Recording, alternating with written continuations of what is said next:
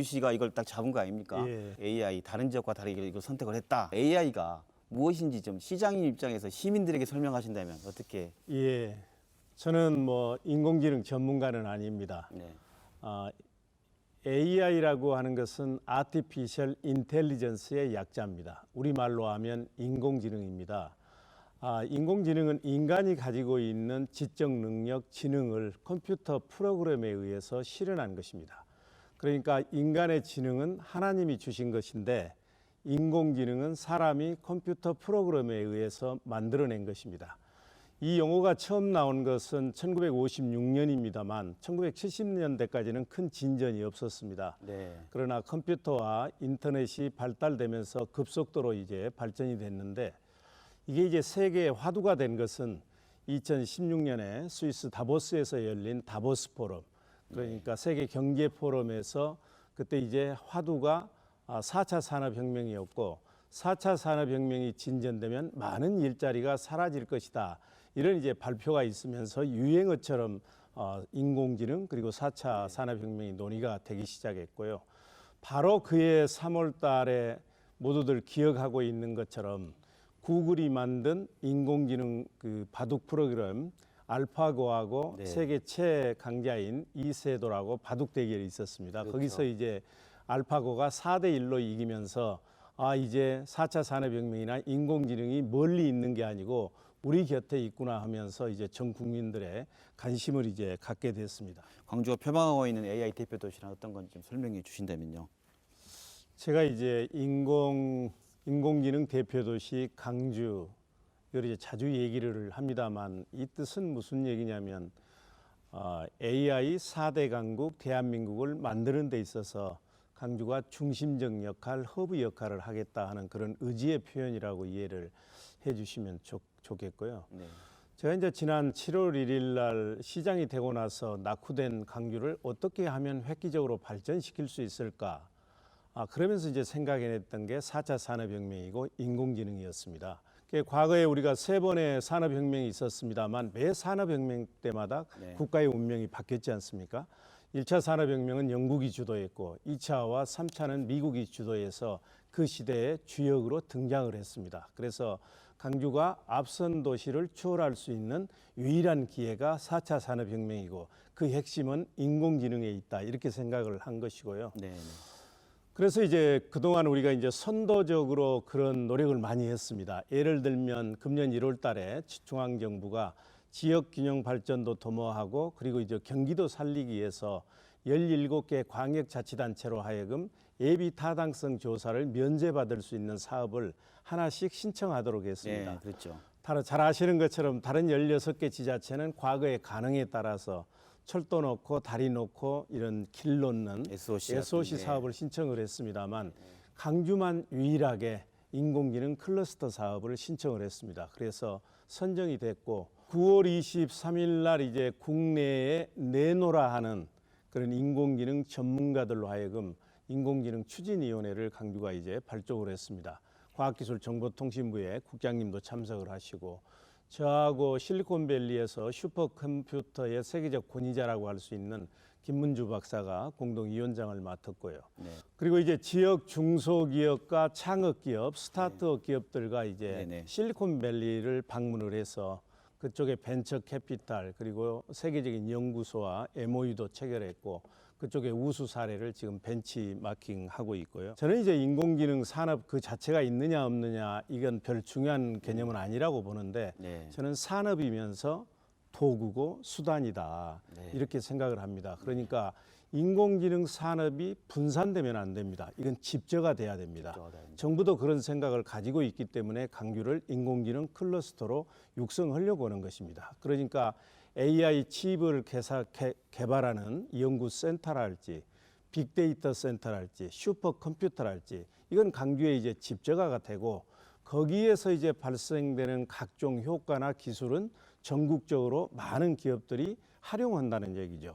그러니까 우리가 실리콘밸리가 창업이나 이 AI의 메카이지만 거기에 집저가가 돼 있고 그 효과가 이제 세계에서 활용을 하고 있는 것이거든요. 네, 그래서 우리 총장님께서 적절하게 지적을 해주셨습니다만 우리 강주가 지금 비교적으로 경쟁 우위에 있는 게 자동차 산업, 그리고 한전이 있기 때문에 에너지 산업, 네. 그리고 이제 우리는 아시아 문화 중심 도시 아닙니까? 그래서 이 문화 콘텐츠 산업, 그리고 헬스케어 이런 분야인데, 이제 우리가 전국적으로 일반론적으로 커버할 수 있는 인공지능 산업은 강주가 클러스터로 발전시키고, 이 기술을 강주는 우리가 비교 위에 있는 이 4대 산업에 접목을 시켜가지고 경쟁적으로 이 산업을 키우겠다고 하는 것이죠. 우리가 산업하면 어떤 부가가치, 비즈니스 모델만 생각하게 되는데, 그러다 보면 공공의 영역에도 소요되거나 꼭 반드시 해야 되는 분야가 공공의 영역에 있지만 산업에서 외면당하는 가능성. 그런데 정부와 지자체, 광주시가 이렇게 주도하는 것은 또 다른 공공의 영역에서 어떤 창출할 수 있는 영역이 존재하는 거 아닌가에 대한 건데요. 뭐 시장님께 얘기해 주실까요? 예, 인공지능은 민간 분야뿐만 아니라 민간이 부분에서 투자하기 어려운 부분이 있지 않습니까? 네. 안보 문제랄지 안전, 치안 문제, 의료 문제 이런 분야에서도 이미 활용이 되고 있고 크게 기여를 할 것입니다. 우리가 잘 아는 것처럼 국방 분야는 이미 국방 드론이 지금 활용되고 있는 것처럼 앞으로 시장이 크게 확대되리라고 생각을 하고요. 안전 분야도 마찬가지입니다. 예를 들면 안면 CCTV를 이용한 안면 인식, 이걸 잘 활용하게 되면 공항이나 이런 데서 이제 범죄 혐의가 있는 사람을 미리 골라낼 수도 있고요. 네. 헬스케어 쪽에 이제 구체적인 사례 하나를 들면, 지금 이제 나이가 65세가 넘어서면 많은 분들이 걱정하는 게 치매입니다. 치매. 그렇죠. 어떻게 하면 치매에 걸리지 않을까?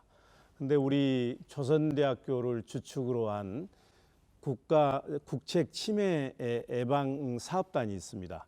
거기에서 한 2만 명의 어르신들의 인간 게놈 지도를 확보를 하고 있어요.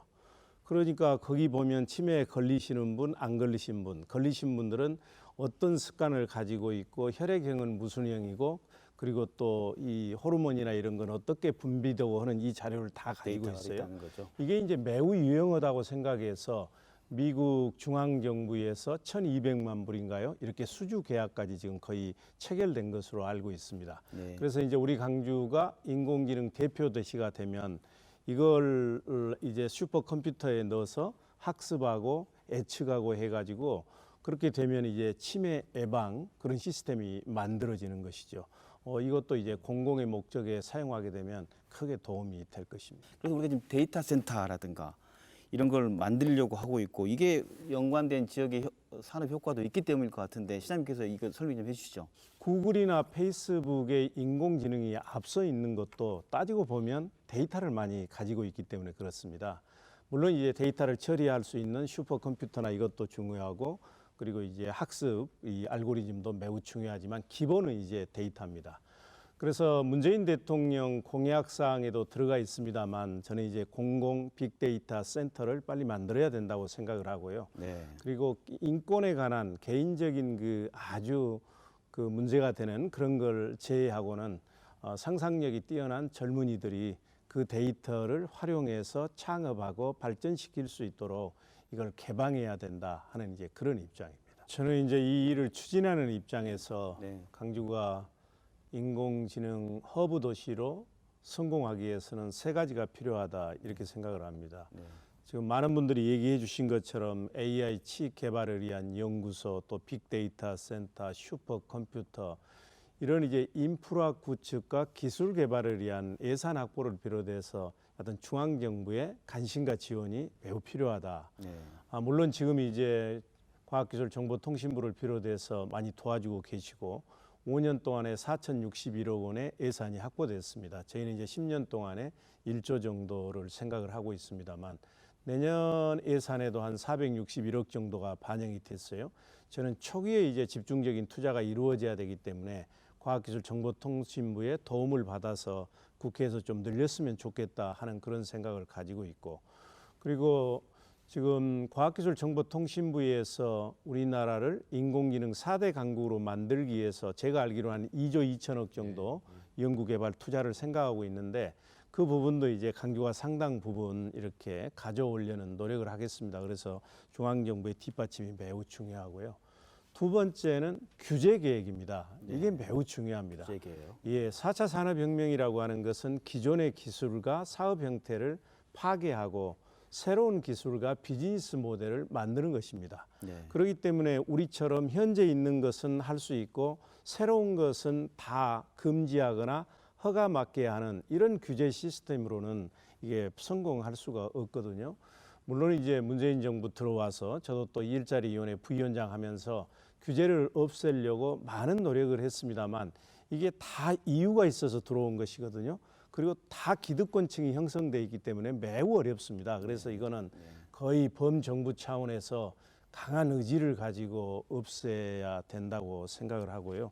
세 번째는 아까 이제 많은 분들이 얘기해 주셨습니다. 결국은 인재입니다. 네. 근데 인재가 하루아침에 키워지지 않지 않습니까? 그러니까 국내에 있는 인공지능 인재들과 연대하고 협업 체계를 갖추는 게 매우 중요하고 그래서 우리가 과학기술정보통신부의 지원을 받아서 추진위원회도 만들고 포럼도 지금 만들고 있고 제가 이제 실리콘밸리도 갔다 온 이유가 거기에 있습니다. 그리고 이제 중장기적으로는 우리 지스트가 인공지능 대학원 이게 설립이 됐습니다. 그래서 여기만 그 배출하는 것으로 부족할 거거든요. 그래서 지스트를 중심으로 해서 지역에 있는 대학들 이건 뭐 지역에 한정할 필요는 없습니다.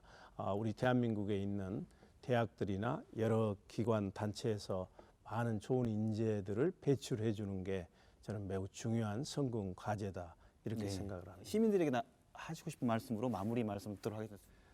우리는 지난 1년이라고 하는 짧은 기간 동안에 길게는 수십 년, 짧게는 수년 된 해묵은 과제들을 모두 해결했습니다. 열악한 환경 속에서도 광주 세계 수영 선수권 대회를 역대 가장 성공적인 대회로 치루었고 세계 유례가 없는 광주형 일자리 사업도 정상 궤도를 달리고 있고 그리고 도시철도 2호선 공사도 착공을 했습니다. 이제 우리 광주시는 우리 광주를 인공지능 대표도시, 허브도시, 중심도시로 만들어서 4차 산업혁명을 선도하고 그리고 대한민국의 미래로 우뚝 세우는 일에 최선을 다하겠습니다.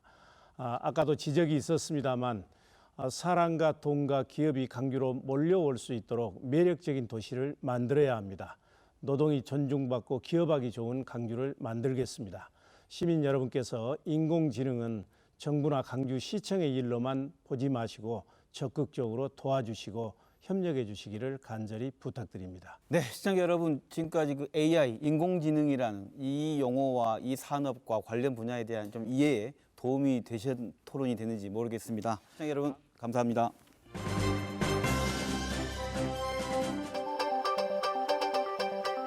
작년 1월 달에 중앙정부가 지역균형 발전도 도모하고 그리고 이제 경기도 살리기 위해서 17개 광역자치단체로 하여금 예비 타당성 조사를 면제받을 수 있는 사업을 하나씩 신청하도록 했습니다. 네, 그렇죠. 광주만 유일하게 인공지능 클러스터 사업을 신청을 했습니다. 그래서 선정이 됐고 9월 23일 날 이제 국내에 내놓으라 하는 그런 인공지능 전문가들로 하여금 인공지능 추진위원회를 광주가 이제 발족을 했습니다. 근데 그때 저희가 깜짝 놀란 게 기가 막히다 이건. 왜냐하면 다른 쪽 아까 이제 시장님 말씀하신 것처럼 다른 쪽 한 것하고 다르게 광주시가 유일하게 예타 면제 사업에서 인공지능을 들고 오셨거든요. 그래서 거기 계신 다른 위원분들도 굉장히 많이 놀랐습니다. 네. 이거 기가 막힌 선택이고 리더십이다 라는 생각을 하게 됐고요.